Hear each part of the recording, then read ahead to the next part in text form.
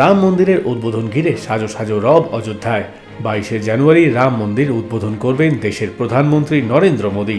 শেষ মুহূর্তের প্রস্তুতি চলছে অযোধ্যা জুড়ে। তার মাঝে চলছে সপ্তাহব্যাপী অনুষ্ঠান। এক এক করে হাজির হচ্ছেন বহু মানুষ। রাম মন্দিরের উদ্বোধনের আগে বুধবার ভোররাতে মন্দিরে এসে পৌঁছয় রামলালার মূর্তি।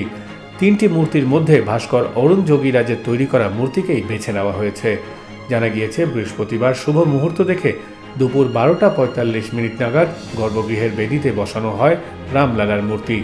বুধবার সন্ধ্যায় শোভাযাত্রা করে মন্দিরের সামনে নিয়ে আসা হয় ওই মূর্তি। ক্রেনে করে নামানো হয় রামলালার মূর্তি।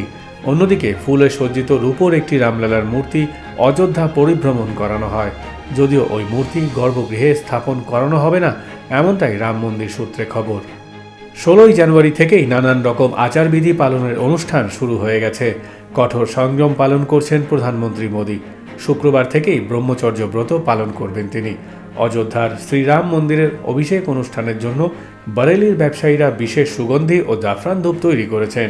অন্যদিকে সিপিআইএমের সাধারণ সম্পাদক সীতারাম ইয়েচুরি অযোধ্যার রাম মন্দিরের অভিষেক অনুষ্ঠান বয়কট করবেন বলে জানিয়েছেন।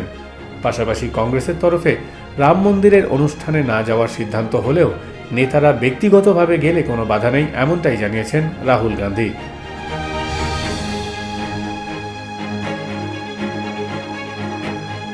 22শে জানুয়ারির আগে রামনগরীতে 3টি মূর্তি স্থাপনের প্রস্তুতি চলছে।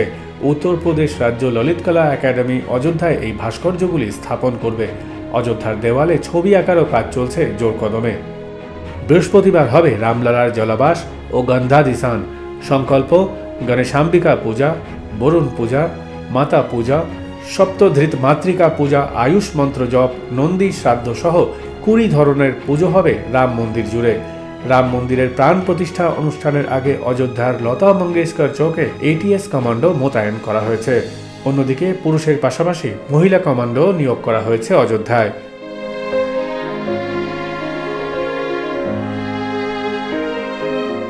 Bureau report, West Bengal live.